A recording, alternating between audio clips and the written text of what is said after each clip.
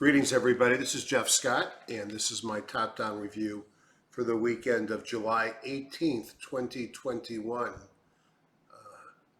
Big day in the Scott house coming up, as it'll be 36 years that I've been married to my gem of a wife who allows me to do these all weekend long.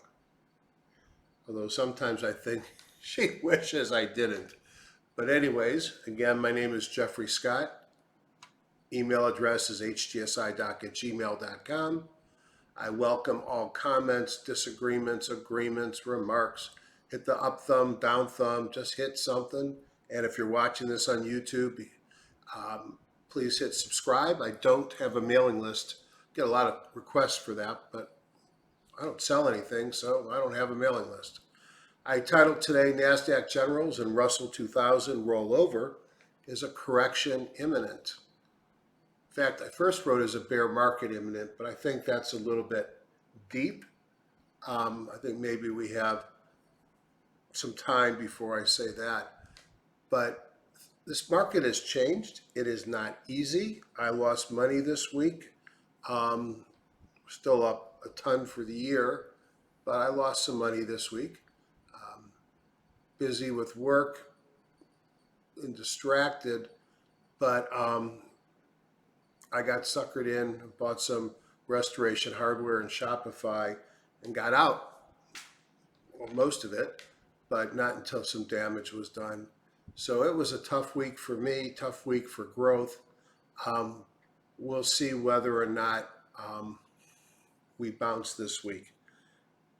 I'll make the arguments for and against. I'm not really predicting, I'm more describing what I see.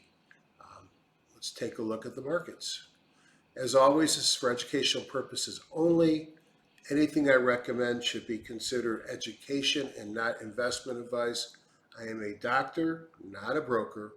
I am independent. I paid for the tools that I use and any tools that I demonstrate. Trading involves risk. You and your owner are solely responsible for any investment decisions you make. People that have been watching this for some time know that I do a lot of options trading, and if I talk options, which I'm not planning tonight, I highly recommend you take a look at the Options Industry Council website and get educated, because the powers that be feel that options are much more risky. Personally, they're risky when we don't do position sizing and money management, but I think you can have defined losses and outsized gain opportunities, but it's not something you do unless you've been educated. I call my style of trading be your own guru. As Ian Woodward would say, and I would agree with, I'm not a guru. I try to teach you to be your own guru. That's what Ian told to me. Ian up here in the upper left-hand corner, who we lost several years ago. Brilliant person, a disciple himself of O'Neill. And I think what he says is very true. And I've tried to do that. I've learned from everybody here and many more. And I put together into my own style of trading. I continue to evolve. I spent a lot of this week watching videos of the Wealth Trade 365 Summit. Always looking to pick up some nuggets. Actually bought their software package, which I may mention later on as well. Rob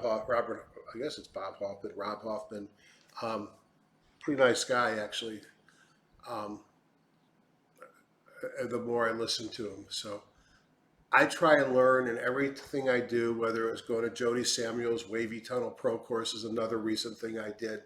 I try to learn something that can make me another, a better trader by giving me something else in my toolbox. I have a big toolbox. I use Thinkorswim and TradeStation during the day. You'll see a number of indicator sets, John Person stuff, HGSI, EdgeRater, Q-Tools, Dr. K. I have a feeling I'm going to change this soon. I'm going to add wealth charts. I don't know if Rob would do a program for just my folks, but it's an interesting product. I brought several people to to this forum in the past, and it's important that you realize I do this because I like their product. I don't get paid anything, and anytime I'm offered anything, I ask them to give it to the people that buy it as a discount. So I'm truly an unpaid volunteer, and this is just education. I think I'm going to talk with Rob this week. I may even mention to him. Let's see. The website for highgrowthstock.com is right here. Under free 30-day trial, they don't even ask for a credit card. Under investing strategies, you'll see a list of videos, including hundreds by me, Ron Brown, and others. Stock patterns are cyclical, and I think I say the same thing every week. Suffice it to say, for me, it felt like this week we went over the cliff. And for growth stock investors, if you didn't get out quick enough, you'll know exactly what I'm saying. And I'll show you data to support that. Now, what I've also said for some time, it's like we've bisected the top of this, and we've been sort of oscillating in a Darvis box. And whenever we pound on this bottom here of support, rather than break through and enter a big correction or a bear, we bounce and go to higher highs. I think it could be different this time, but we'll see how this plays out.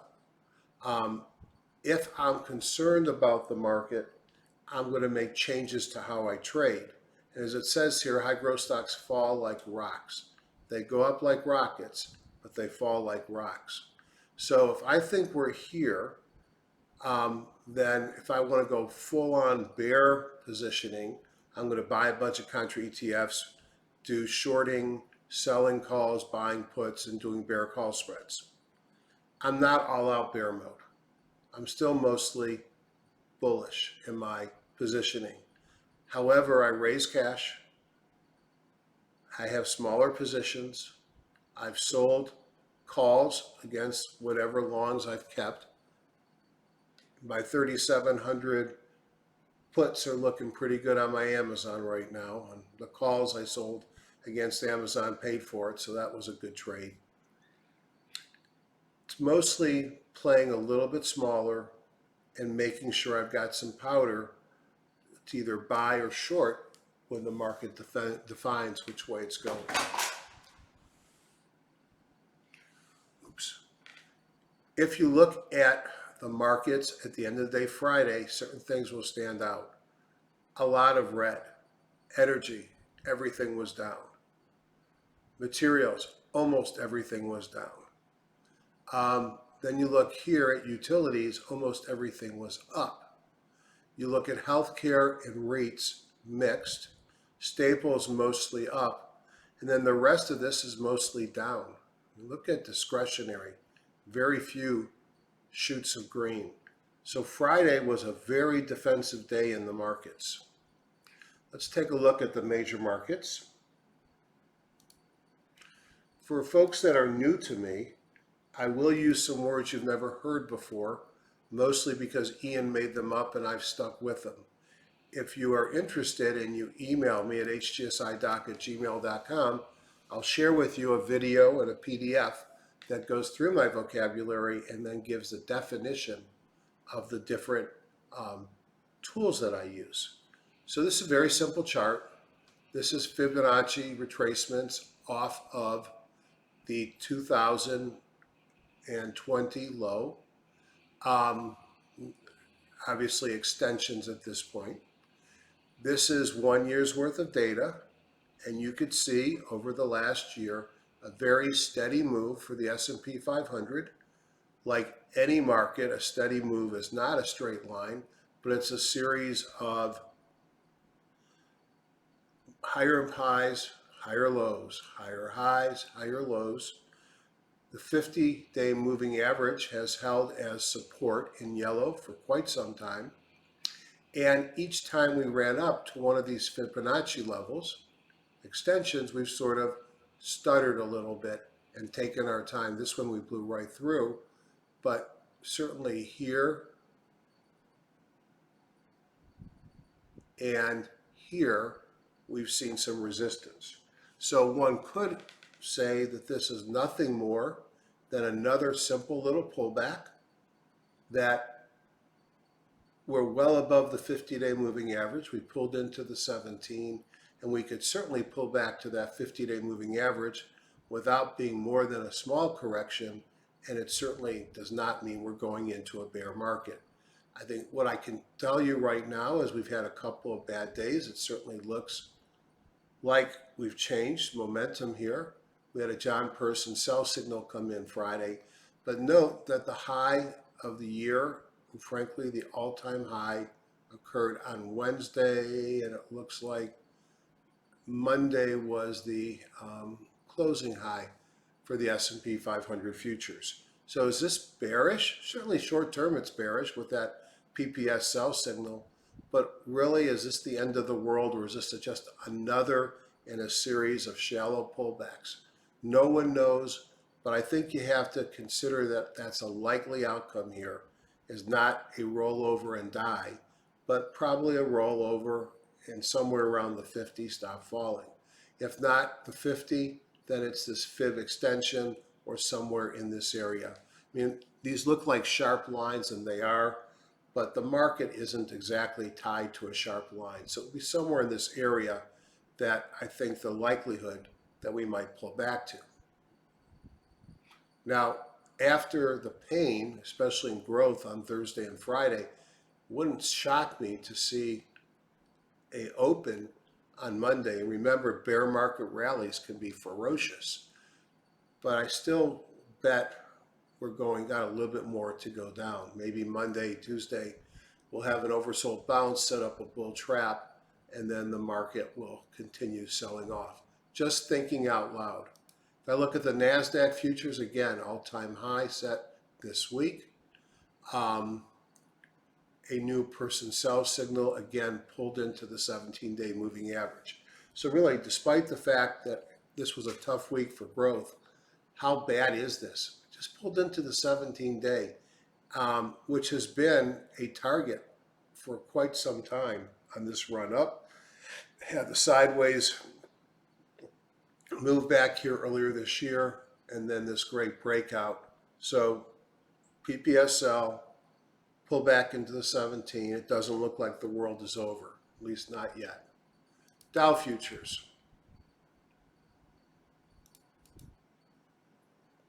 A little bit more loose, as Ian would say it, than the S&P, but the same pattern of pulling into the 50 over and over again. Now, this was painful back about 6 weeks ago, and now we've got a new person sell signal again on Friday, but we're still above the 17 and the 15. We had the 17 cross above the 50, and it's a decent question as to whether or not we're coming into support and going to bounce.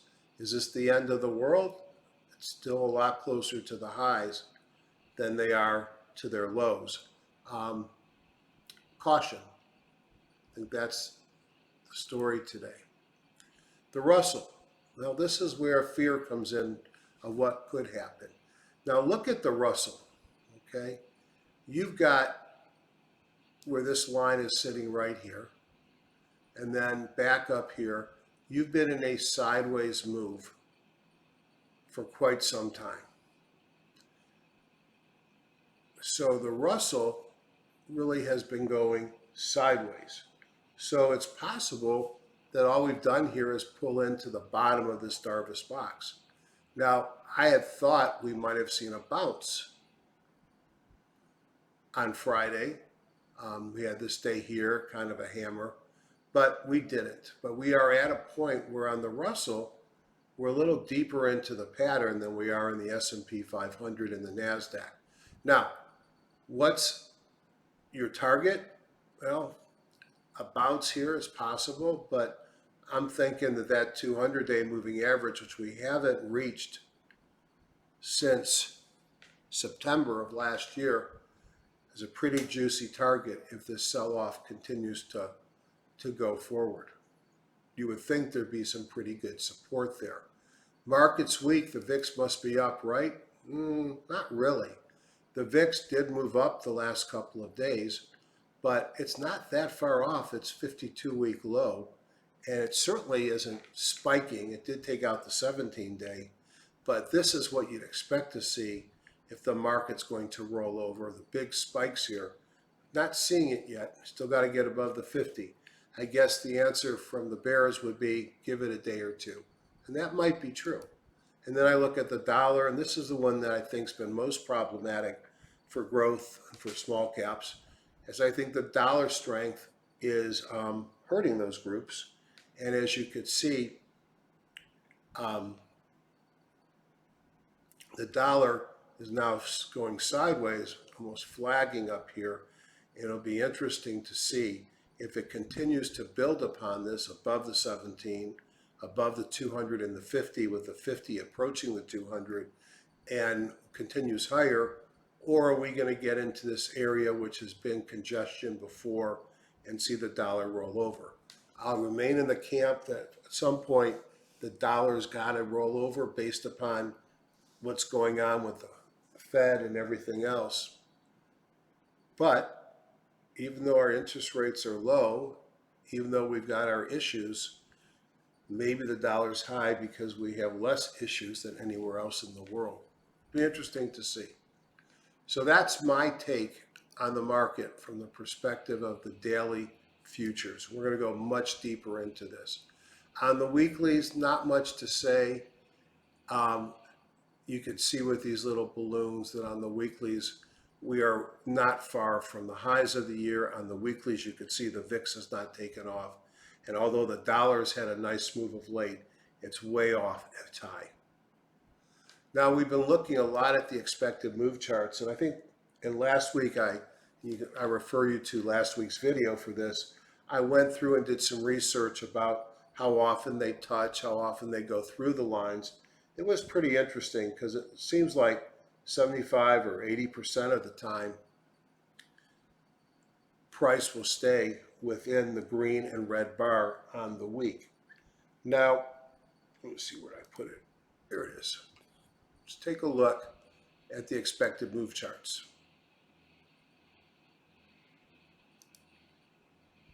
So you could see the E-mini futures really had a pretty much an interesting week in that set their high close on Monday, gave it up on Tuesday, then an indecision day on Wednesday with a new intraday high, and then Thursday and Friday selling off and actually coming close to the bottom of the expected move.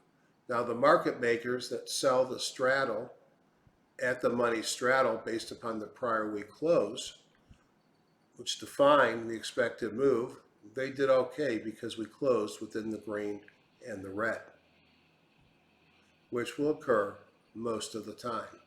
So that was the E-minis, relatively stable to a downward move. Here is the Nasdaq Futures, very similar. Opened up, set an all-time closing high on Monday. Dojis on Tuesday and Wednesday with new intraday high, and then sold off the rest of the week. The Dow was sideways and then gave it up significantly on Friday. The Russell, the most impressive. These expected move is really defines a range that 65 or 70% of the time statistically and closer to 80% in reality, the stock will close on the week or the index within the expected move. What's interesting is if we go back, here's a week, close below, within, above, within, above, below, above, within, below, and below. If this is supposed to be within, somewhere between 65, 75% of the time, something is amiss with the Russell 2000, and there is just a lot of entropy within this group. And you can notice again the sideways motion here. The VIX really did nothing this week, although it closed up on the week with a bullish engulfing pattern on Friday. maybe that foretells a rising VIX and some more volatility next week, and the dollar strong week in the upper half, but within the range. Now, I mentioned before that I did a course with Jody Samuels, and FX Trader Pro, I think, is what she calls herself. Wavy Tunnel Pro is the website, and it was fascinating, I must say. And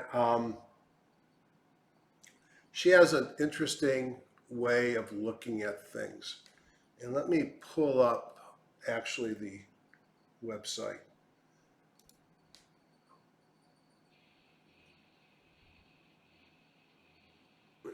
This is actually Wealth Charts Pro, and it's an interesting charting platform, and maybe I'll talk about it more in the next few weeks. I like it. Well, I don't think I can do what I do in HGSI, and it's not a replacement for HGSI, and it doesn't have all the indicators I use.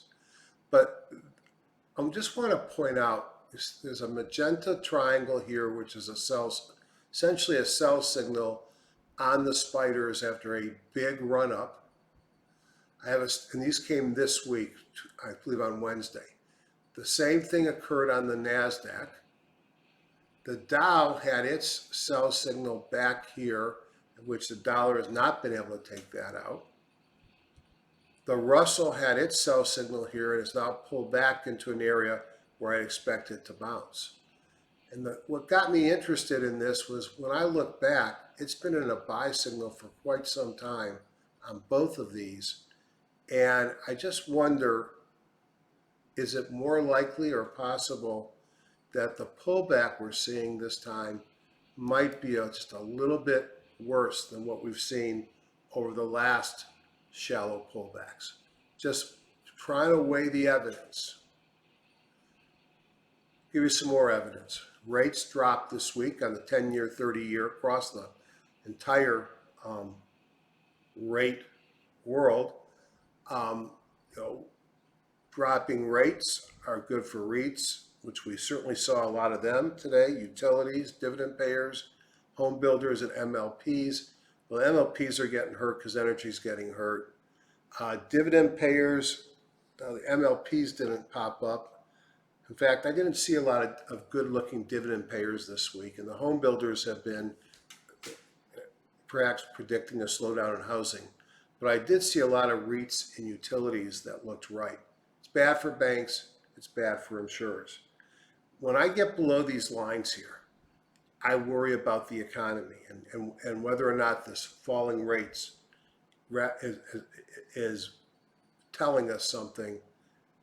And, because the Fed is concerned about inflation and if we're going to start tapering and raising rates, why are the rates dropping? I guess I should have gone to business school to figure that out, not med school. Now, it's hard to see the orange here, but let me tell you that whether I'm looking at small stocks, this is the AD line, or large stocks, the AD lines are leading the indices lower. If I look at the NYSE in white, we had a lower high, we've not had lower lows here. And if you look at all the major ETFs led by transports and the Russell have turned down, as have the other more large cap Q, Spider, Dow. And then what do you expect with falling rates? You expect bonds to be rocketing up, which they are.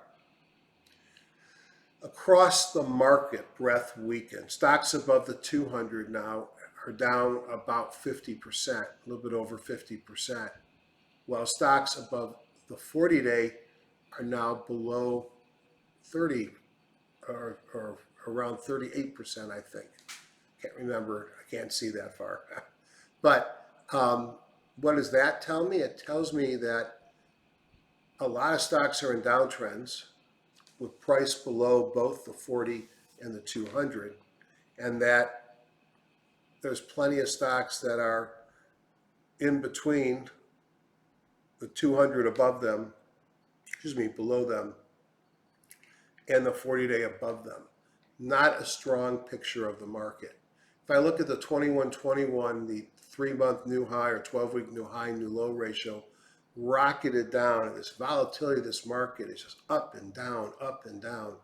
Now, this is an area that a reversal could occur from. It's close. I think we could see some more downside, but short-term reversals usually occur when we get down to this area where I'm making the circle sound or color.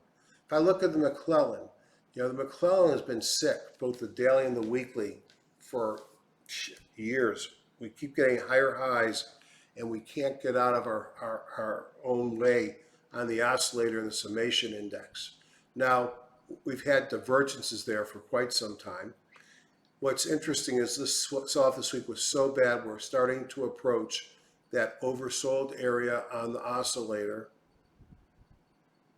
and beyond it on the summation index where we reverse. This is the daily, similar on the weekly, not as much as an extreme on the summation index.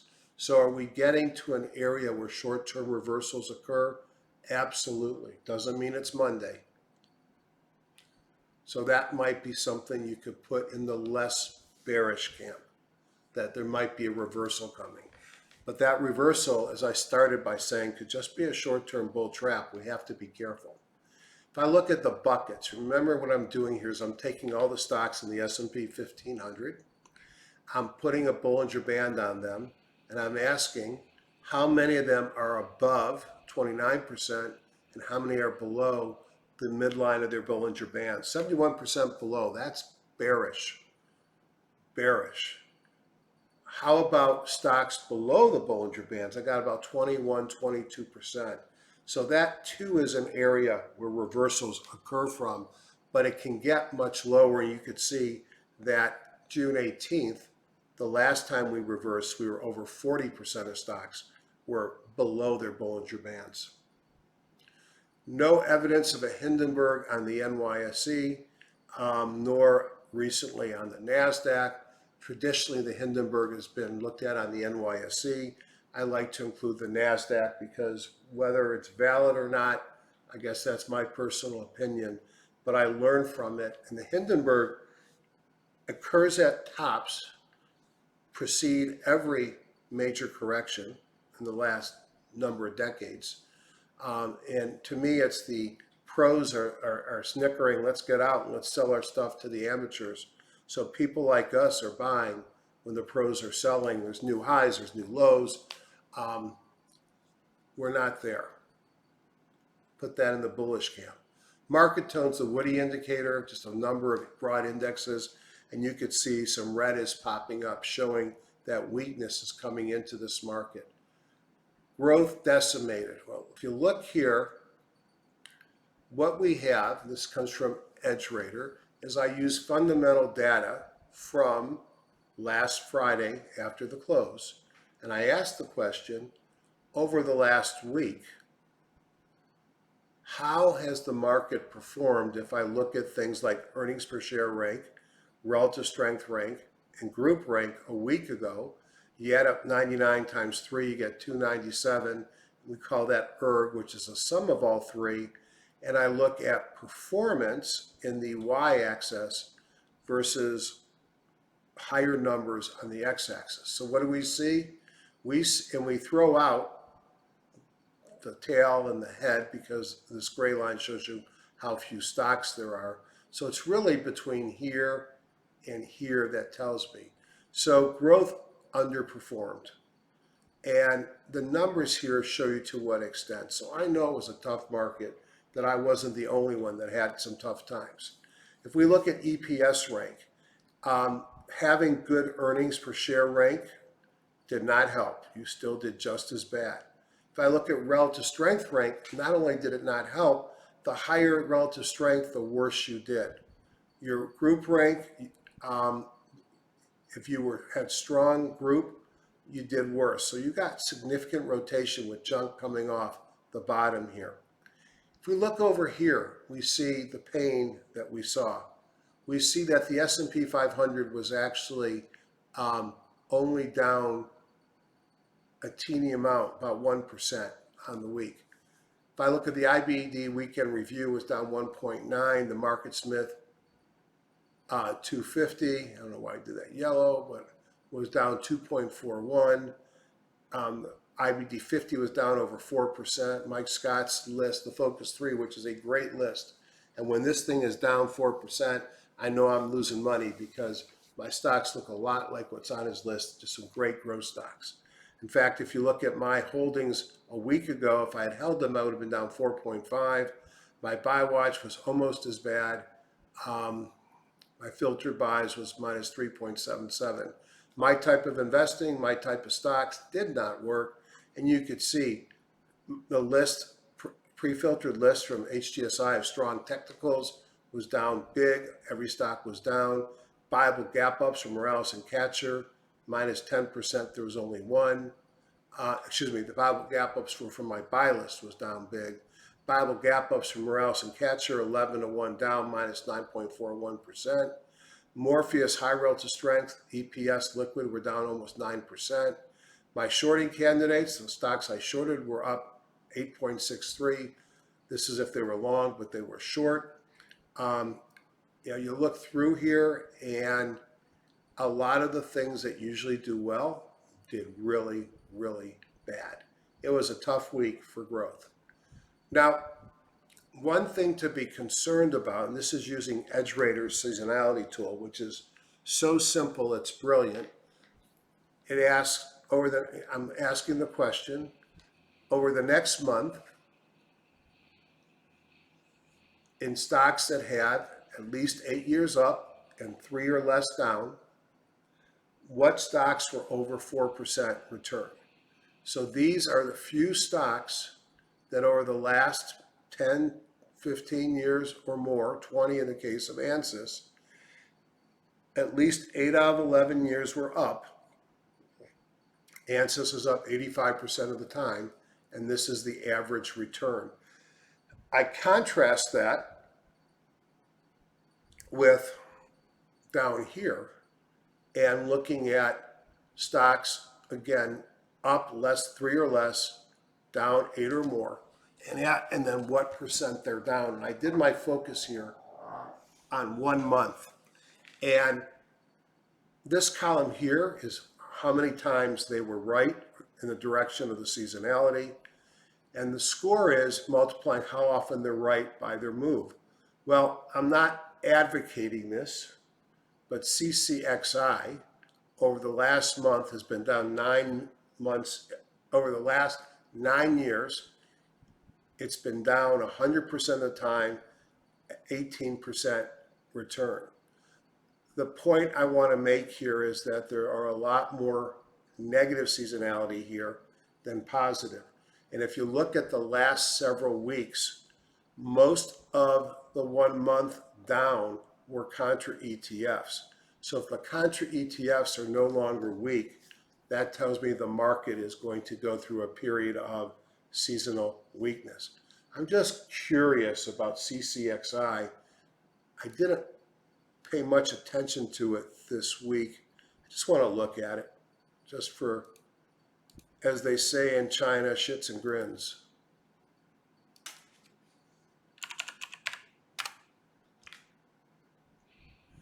Yeah, the problem with CCXI is it's already been hammered.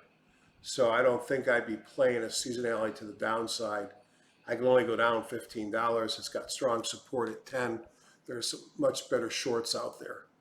But this is, to me, a nice tool, because you get it with EdgeRater. You don't have to pay $5,000 or pay for extra data.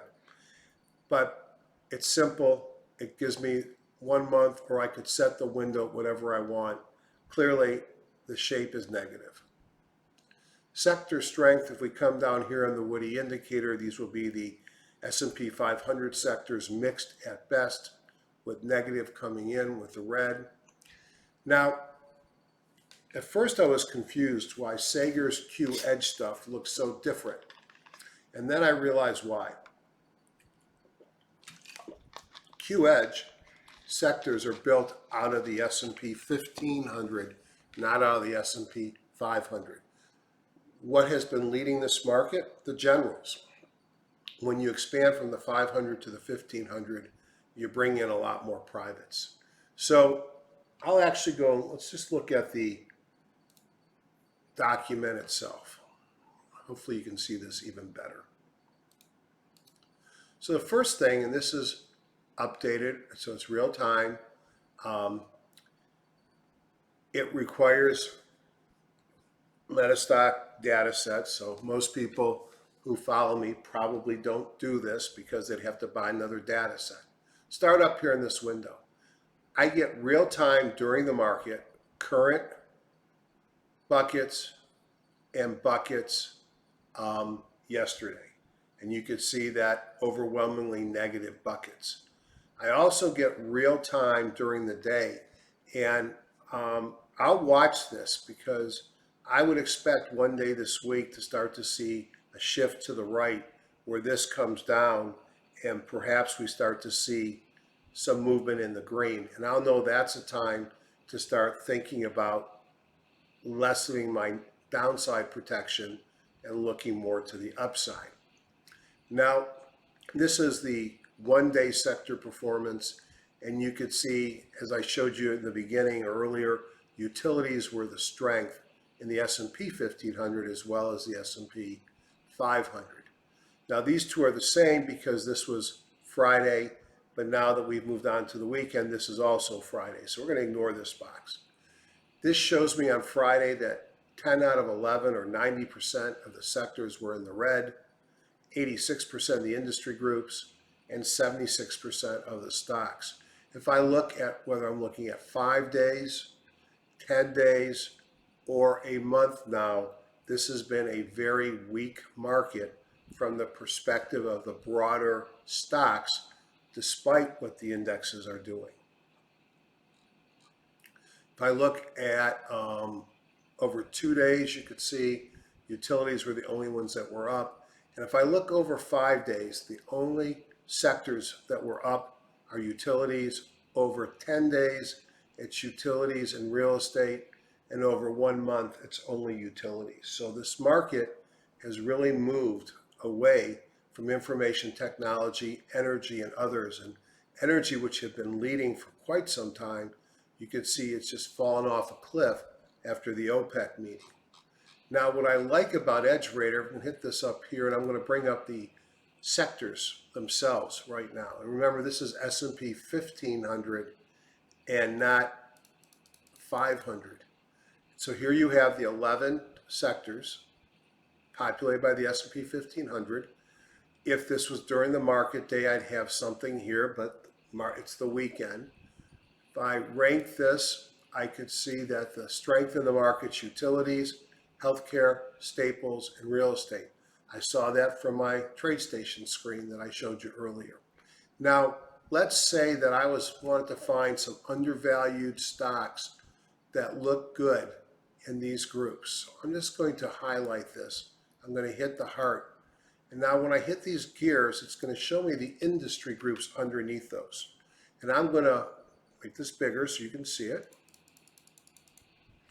And I'm going to rank these from top to bottom. And I could see, and I've got 147 groups, and the best group in the market, and frankly, over the last 4 months, it's been doing really, really well, are water utilities, as are electric utilities. So boring things that I'm not typically trading. Now, anything above 140 is interesting to me. So I'm going to highlight that. You know what? I'm going to go further. I'm going to go down to 135, 134. I'm going to pull the REITs in as well. I'm going to hit the heart sign. And now I've identified 1, 2, 3, 4, 5, 6, 7, 8, 9, 10. The top 11 groups in the top 4 sectors. Now I'm going to hit the peers. And I'm going to bring up all the stocks that were in those sectors and in those industry groups. You can see the industry groups here. And I'm going to hit the crown because I think that brings the royalty up to the top. And these are the stocks that came up to the top. This blue tells me when it says 100 by Hologics, it doesn't mean it's highest valued. It's the valuation is undervalued. So this is these are undervalued stocks, And by definition, they have great earnings per share growth. Some even pay a dividend. So I might want to look at these stocks. Remember, this is a real-time program where I can do it intraday. So I'm going to hit the crown. And then if I pulled up TradeStation, for example, which is here somewhere, there it is. I've already looked at these, and I found that I really like Quidel. It's pulled back to support, had a new John Person buy signal, had a new John, that's the weekly, also on the daily.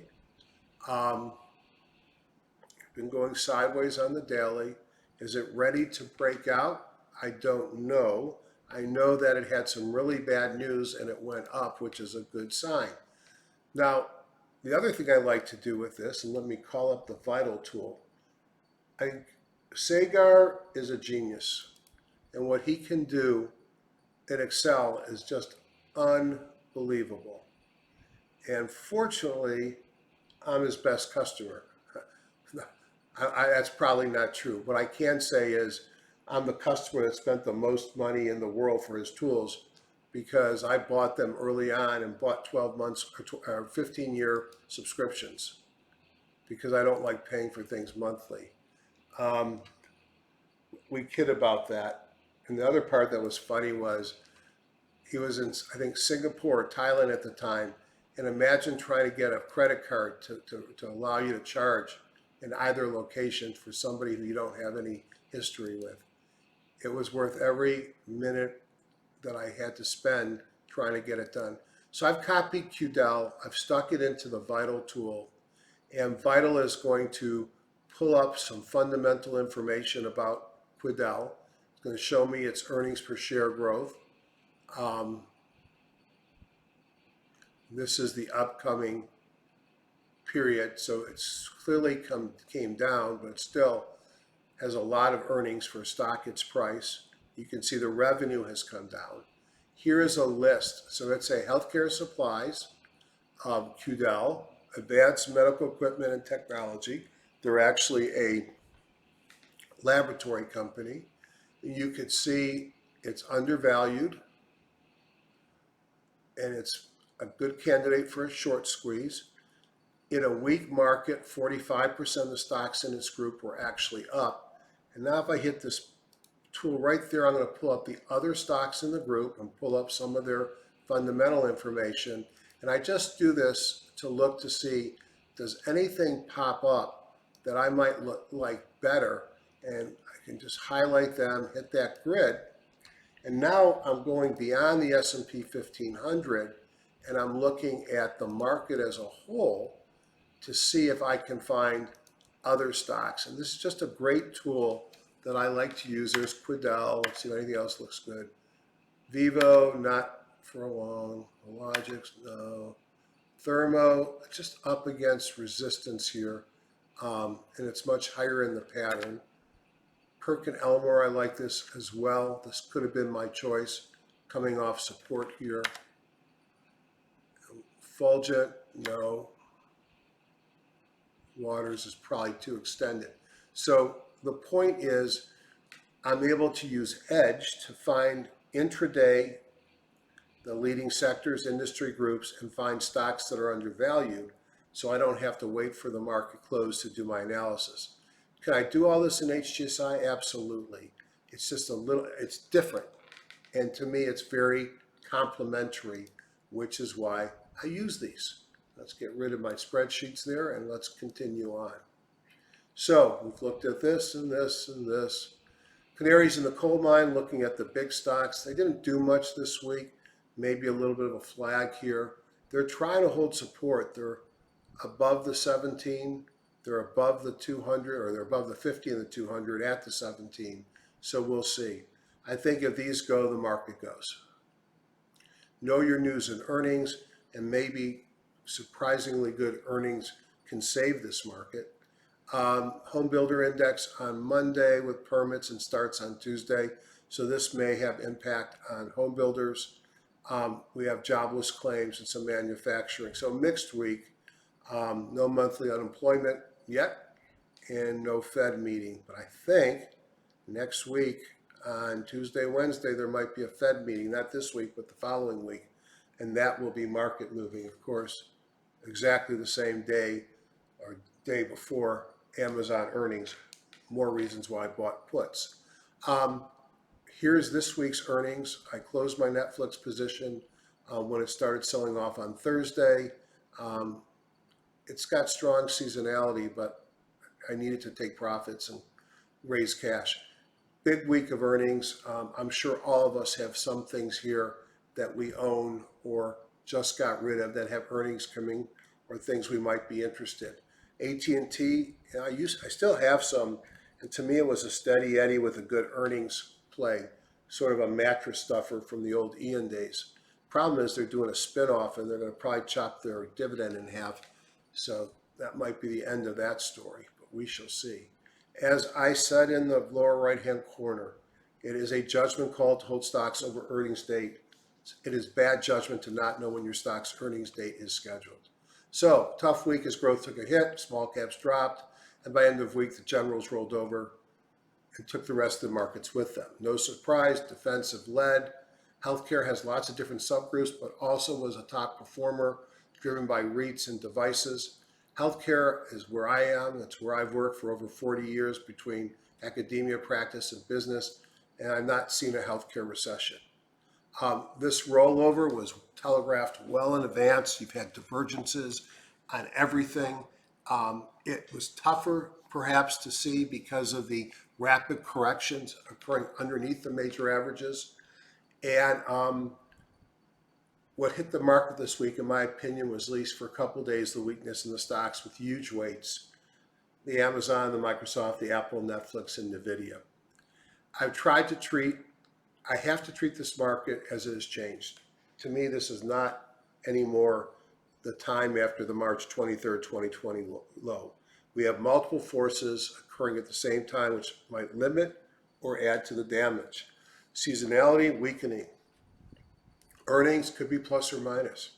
COVID news, well, unless what's bad is good, it's probably going to get bad. We've got resurgences throughout the world and in the US, and I think it's both an issue of lack of vaccinations, and in the US, all the people traveling and getting together for 4th of July. Taper tantrum occurs almost daily in response to reports and Fed head comments. Will inflation be transitory, and will the economy meet expectations? That's a question mark. But I can't forget that each time the market has threatened to sell off, it's ultimately rallied. So I reduced number of positions, raised cash, and tightened stops. Broken record, I added puts on several of my positions, sold more calls against the longs to pay for them. I have a large SPY put formation or position, which I took for the weekend, but I'll cover if needed. For the most part, I'm going to take profits early as breakouts have stopped working. We are still close to all-time highs, but to me, the way the evidence has me more cautious and defensive. All right, so you're probably going, my God, he's 45 minutes in and he hasn't looked at any stocks. Well, if you want to go out and buy everything in the market, be my guest. I'm a little bit more cautious than that. TradeStation. Very quickly, let's look at my market force and divergences that I like to look at. So here I'm looking for just a sense of the markets. So what do I see? Daily, weekly, monthly. S&P Futures. On Friday, I've got a Laguerre RSI sell. I've got a John Person sell. I've got a red paint bar. It doesn't get much more bearish than that. The high jump got as high as 81.75 as closes, so it never really got to the top. But the high jump has come down to 56. Now, if you want to be bullish, you can say the weekly bongo, which is my long-term buy-sell indicator, that center dot is green. I agree. We've come off the top of the channel. It's just hard for me to believe that this is all the damage we're going to see. Now, more to the bullish camp, we're still in a weekly uptrend, a monthly uptrend. So right now we got a short-term pullback and a longer and intermediate-term uptrends. It likely will be within these bands, and we'll see what it looks like tomorrow or Monday. When I see a red paint bar, that's an Alexander Elder impulse indicator. Red means I should short or hold. I shouldn't be entering new positions.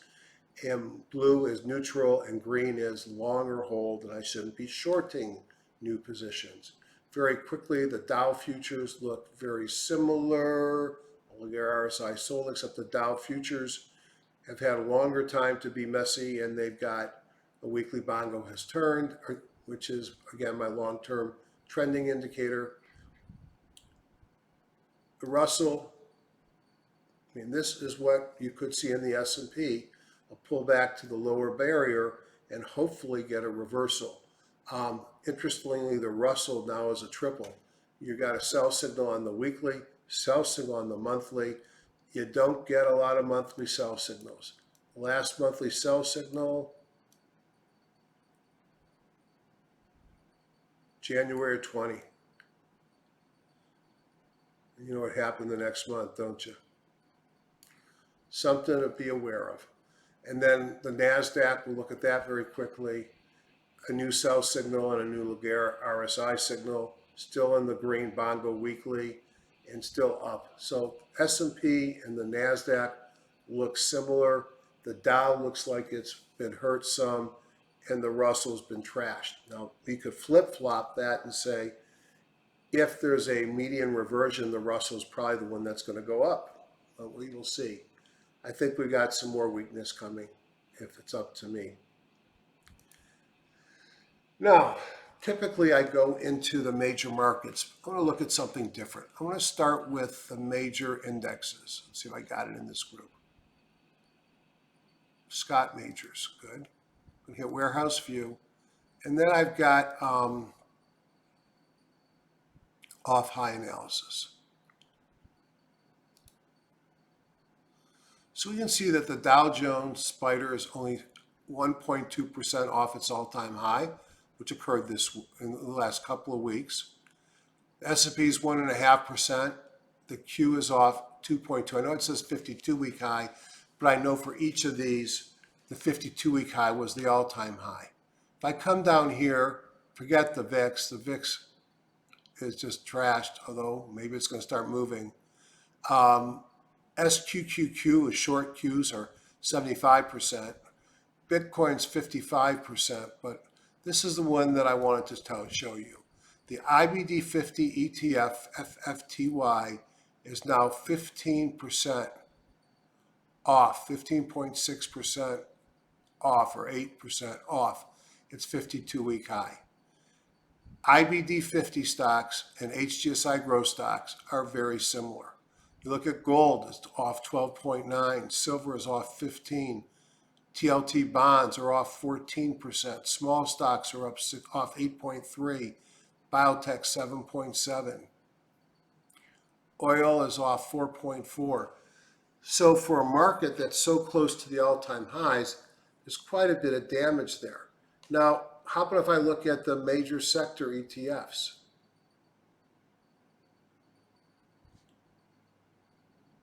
Oh, what am I looking for?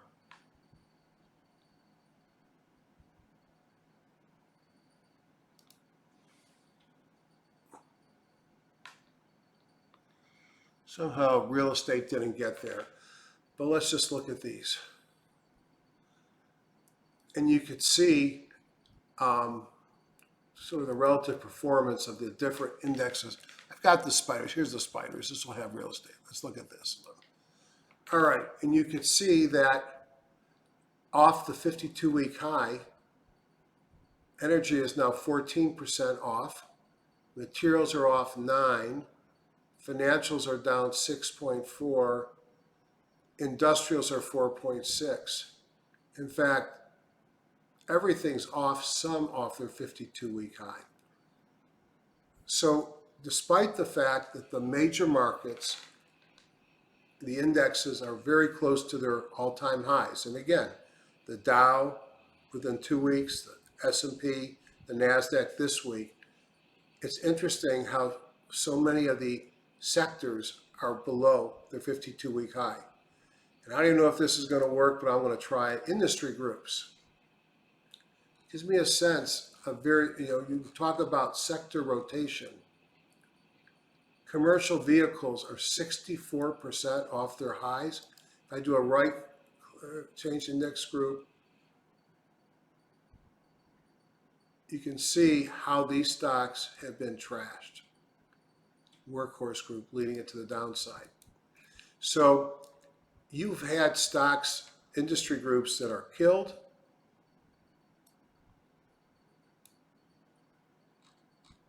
and you've got some that are right under their 52-week highs. This is rotation, rotation, rotation, rotation, rotation. And this is why it's been a tough market. So let's go back to the T1 view of the major markets plus.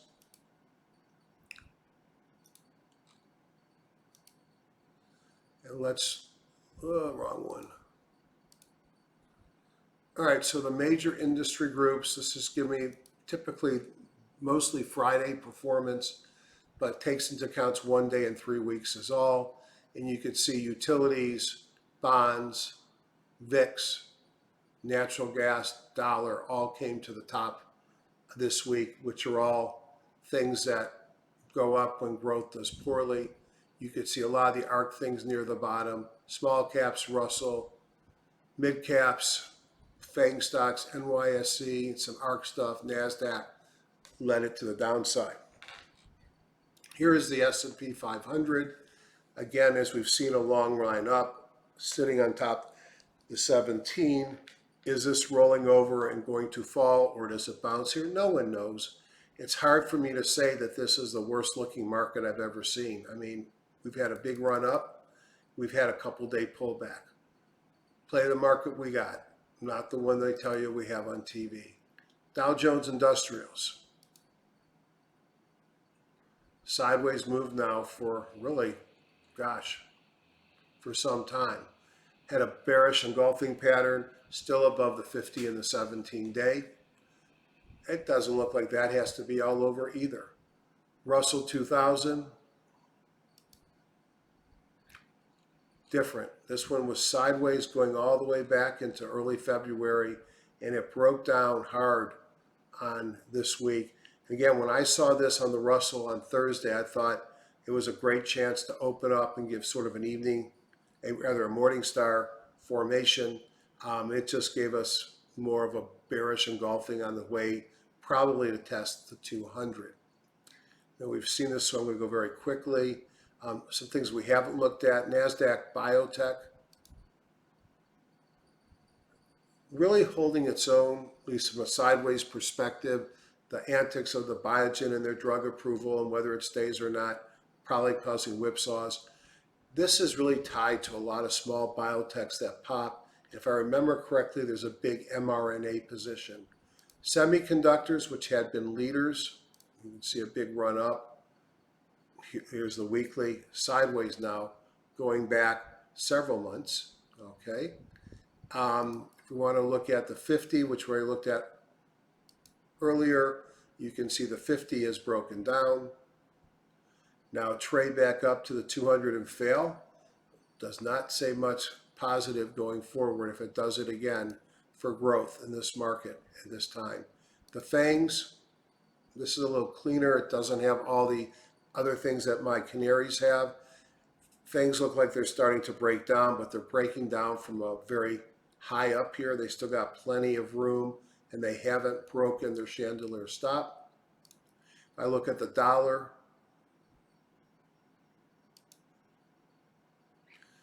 As I've said, it's probably the most bullish chart I've been showing you. It's broken out here, and clear this PSAR, clear the chandelier stop on the weekly, and we might see some dollar strength. It has reversed here in the past, you could see here, but a breakout would probably not be the greatest for small caps and for growth, especially if it's because it's a flight to quality and away from risk. If dollar is good, gold is probably not. Oh, I hate when that happens. George, if you're watching this, this has been happening every once in a while, certainly not a lot. I'm just bringing everything over. I'm going to stop it and bring it over. All right, I'm back up. You can see gold is just doing nothing, going sideways and failing at the 200, Weekly bongo is red, and you got a pocket pivot to the downside, a kahuna to the downside, and on the weekly, rallied up into the moving averages and is stalling. So gold suffering from a strong dollar. Gold miners, new sell signal failed at a chandelier. And if I look at silver, also failing. So the miners don't look good, or the metals. So hopefully you're getting a sense of why I'm cautious in the market. And we've been here a lot over the last several months, and we've seen rallies and rotations. One day we're going to actually sell off. I'm not saying that this is the day. Again, a lot of attention is paid to Cathie Wood. She suffers because she buys stocks based upon a theme, and these are a lot of growth. Here's autonomous tech pulling down to the 200. FinTech pulling down to the 200. Genomic, Innovator, Israel, Next Generation, and here's Space and Exploration. Hard to get excited by any of those, but she's a victim of her ETFs are in growth. All right, so it's hard for me to want to go and do a top-down analysis and give you stocks to buy. So let's quickly go through some of the generals. Let's talk about them because they're not all the same. So let's start with Facebook.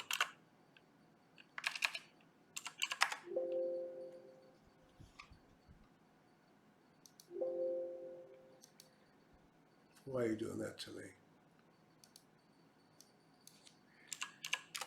There we go. So Facebook, make sure we got about a year's worth of data, is in a nice steady uptrend. It's pulled back a little bit here.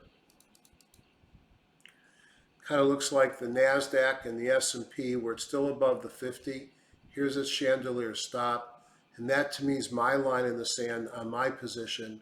And you could see on the weekly, it went sideways for months and then it blasted off.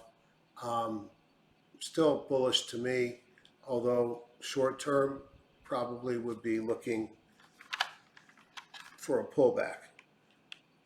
Amazon.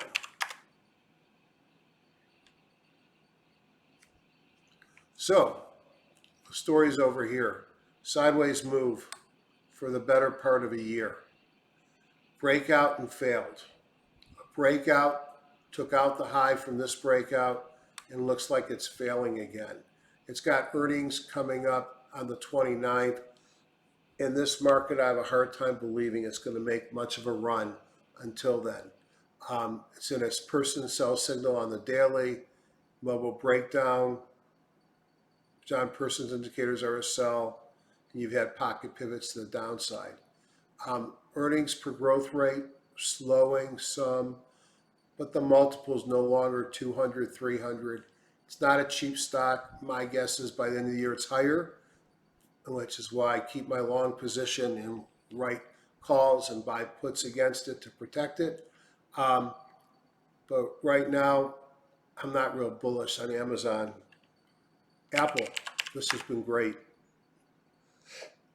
But like the theme here, you can see on the weekly, big move sideways and a breakout.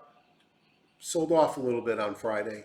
Was that the beginning of a pullback, or is this just a shallow and it's going to keep going higher? Can't tell you. It's still a very bullish looking chart. It's well above its chandelier stop. The weekly bongo is still green. John Persons indicator is still great. What's not to love about Apple? Netflix. I told you I sold some on Thursday, and Friday it sold off. Mobile breakdown, person sell signal. Earnings are this week, the 20th, so that makes it Wednesday. Seasonality, one of the things I like on Thinkorswim.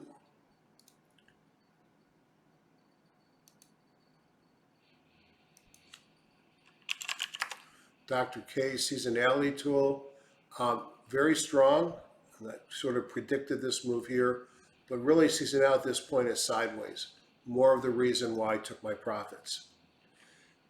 Another non-FANG end that's been a big leader, Nvidia.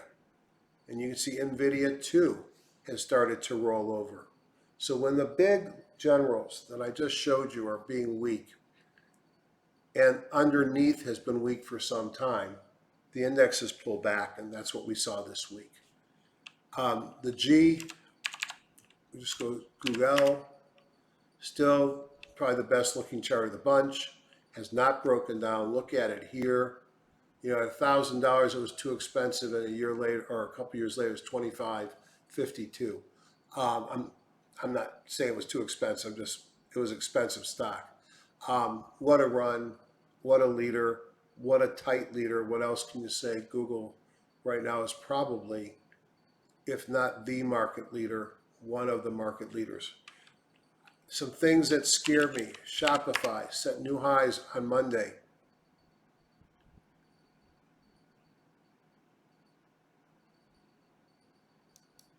Right there. I think that was Monday. Well, it felt like a new high. I had a nice run up on Monday. Tuesday was okay. And then Wednesday it sold off hard. You look at it this way, it doesn't look so bad, does it? On the week, it was down 3.5%. The problem with 3% on a $1,400 stock, $1,500 stock, it's a lot of dollars. So Shopify hurt me this week. I got suckered in, bull trap. And Restoration Hardware is another one that's been doing great that sold off some. And you can see this right here. Okay.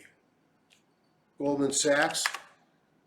I thought they had good numbers. And look at Goldman Sachs. Mobile breakdown out of a squeeze. A person sell and a kahuna to the downside on Friday. Sitting right on a chandelier stop. So typically what I would do here as I hit the industries, hit the warehouse view, pop up my 170, it says 175, it should be 174, which means there's probably an index now, which I'll have to kill. Of those 174 or 75 index groups, 12 had positive momentum this week, at least on Friday. To the downside, 10. Well, how could that be true? It's because these were the last to roll over. Precious metals, steel, banks, biofuels, private equity, life insurance, rail, cement, managed care. Because if I look at my 5-day down, you're going to find most of the stocks. So 5-day EMA up. I have 7. And 5-day EMA down, I've got 91. So it just shows that most stocks have been negative momentum, not for 1 or 2 days, but at least for 5 days. So again, there's a lot of weakness underneath in this market. Now, electrical components was a buyout, I think, because I have no idea who this company is and what they do, but it's not the pattern I like to trade, so I'm not even going to look at it. That was the one on electric components that made it to the positive force. Real estate, lots of interesting real estate.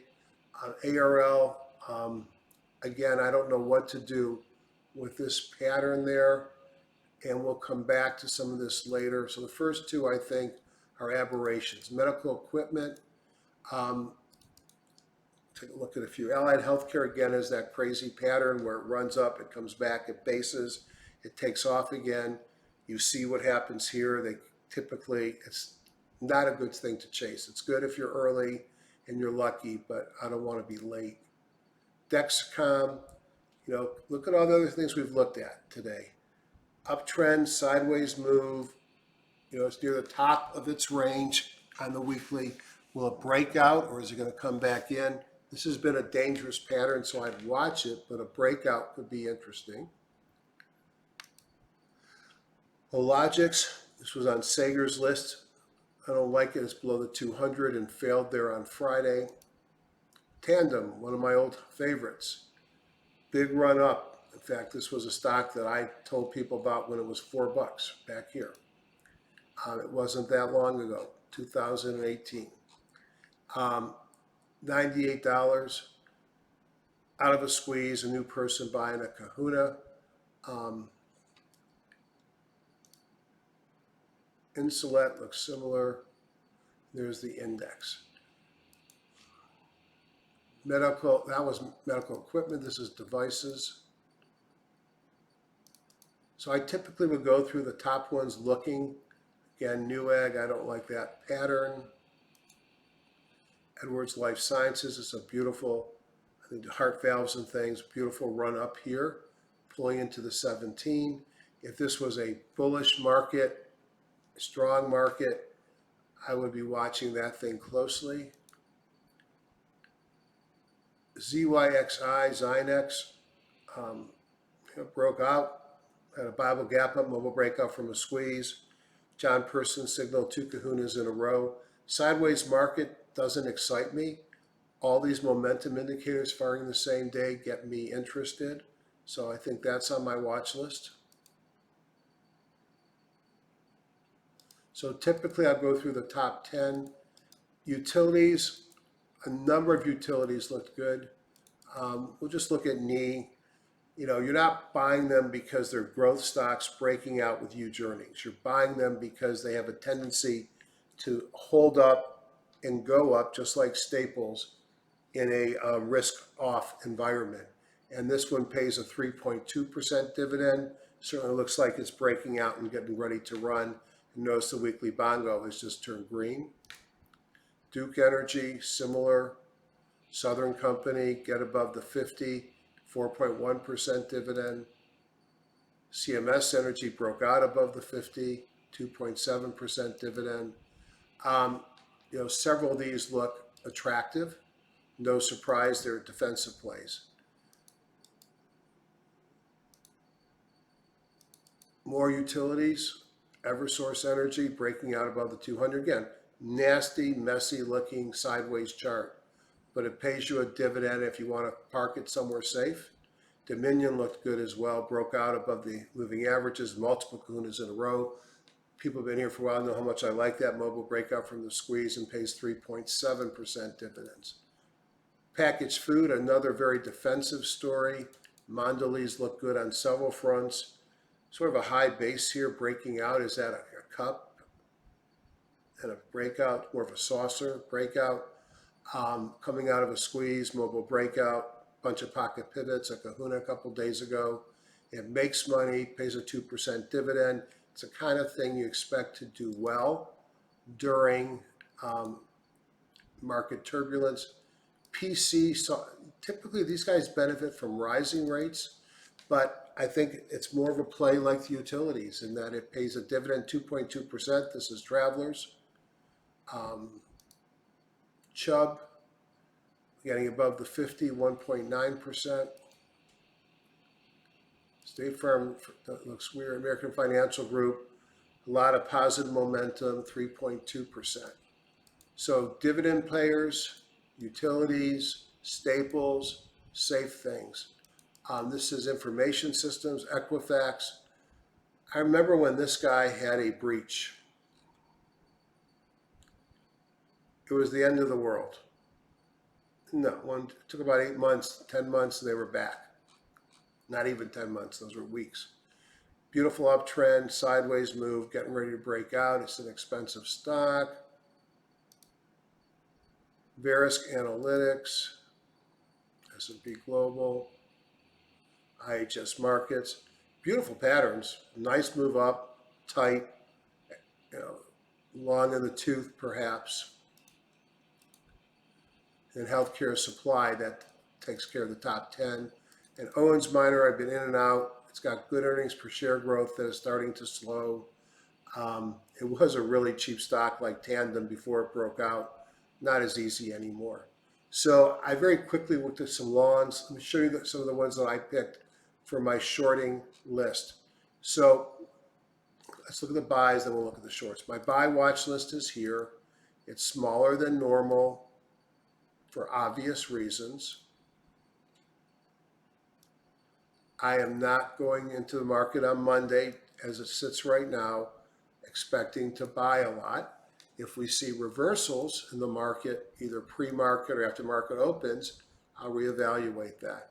On the biotech, both BioNTech and Moderna look good. BioNTech is a pullback to the 50 and a breakout. Amazing earnings per share growth. And Moderna got to add to the SP 500. Probably BioNTech looks more viable. When I look at the market cap of Moderna, I just want to plots. 115 billion. It's ridiculous. But now they're talking about RNA vaccines for cancer and every other chronic illness. They're talking about boosters. And they're talking about the mRNA vaccines may actually be better with the Delta variant because of T-cell immunity. The other one I liked was C4 Therapeutics. I don't know anything about it. I just, when I see a mobile breakout from a squeeze, a new John Person buy signal, pocket pivot, and kahuna, I pay attention. It's an IPO. So it's probably by design risky. Consumer finance, Fiserv is a stock that I've learned to buy when it's weak and gives me a weekly buy signal, which it did. The next one down was Global Payments, which frankly it looked better on TradeStation, so I don't see a whole lot happening there yet. A number of utilities, all of them I think we looked at. Large pharma, ignore the payout. BioNTech's partner is Pfizer. Pfizer's market cap is $225 billion. Imagine how hard it would be to buy Moderna. Probably impossible. BioNTech, not so much. And you could see a sideways move breaking out here. The dividend's probably closer to 3.5. Great earnings per share growth. And remember, they are the partner in the mRNA vaccine. Quidel, we looked at in the other platform, but you can see here, sideways move for quite some time, and then it had a mobile breakout, a John Person buy a kahuna. I won't touch it till it clears both the chandelier stop and the PSAR dot. And then if it does clear and run, this is my target, but also where I expect it to see resistance. If you like Mondelez, you might like Smucker's. Another consumer staple. It's not about earnings per share growth. It's 2.7%. And it's the kind of place that does well during a risk-off marketplace. Anything else? I think I've looked at enough of these. These guys are based down here. Actually a good fast food burger and hot dog, BurgerFi flag here. I might watch this thing. It's an IPO type stock. Not as recent as I thought it was, but coming off of the bottom fishing play. And another bottom fishing play I like is here. It's EBS. Again, it's got to get above its PSAR dot and its chandelier stop, but mobile breakout from a squeeze, a person buy, pocket pivots, 2 kahunas, and they are a manufacturer partner of J&J and others on the vaccines. They just had some FDA issues and got clobbered. Those are the long side. Short side, I usually play contra ETFs to the short side and not individual stocks, but I couldn't help myself.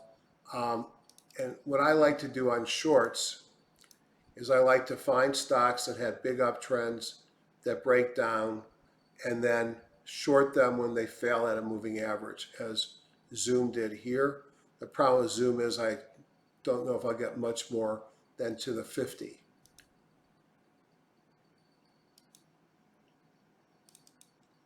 Just look at these very quickly.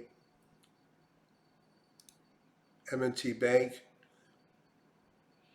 Now I expect this to rally and retest this 200, but if it fails the 200, this was a $90 stock a few months ago. Why couldn't it drop considerably? APD is another expensive stock. sideways move. Certainly looks like it's rolling over. I let it break and retest the 200 before I was doing much. Twist Biotech has failed at the 200. Roku, not yet, but Roku's on a list that I have of shortable stocks. The problem that Roku has is it's got a lot of support here, but these are a ways away. So maybe you could short it here. Wayfair, like Shopify, retail, online.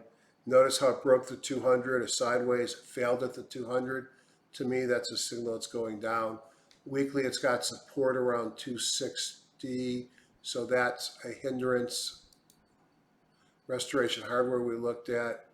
FVRR, another one that looks weak. And there's so many stocks that look weak here. Wix, it's not even worth talking about, and there's so many. Basically, I'm not planning on shorting any of them. What I'm planning on doing is putting them in a watch list and then potentially taking some shorts, but more likely giving me a sense of what the market's going to do.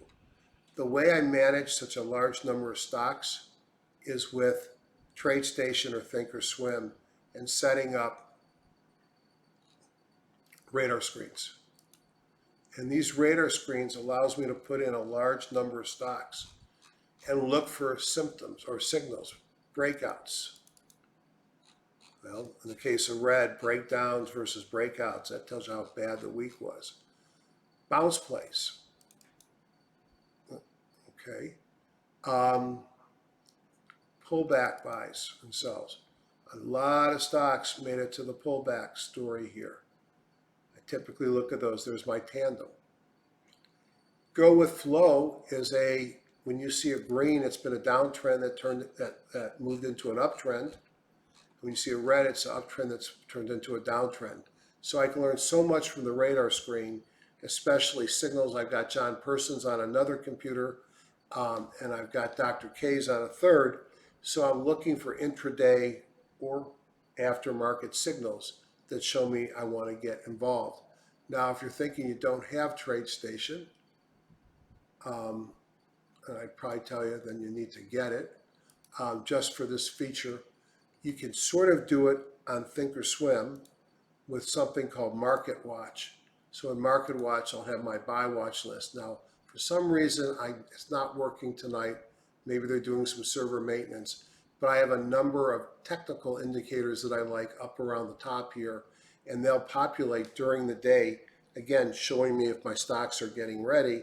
And then I have a number of scans that I'll monitor list over here as well. So I showed you a lot tonight. I spent a lot of time on the market. I don't think this is an all-in day on Monday. I think we got to see what the market does. I think that the market is risky here. I've showed you that on industry groups and sectors, you could see how many of these industry groups are 30, 40% or more off their highs as we've had substantial rotation.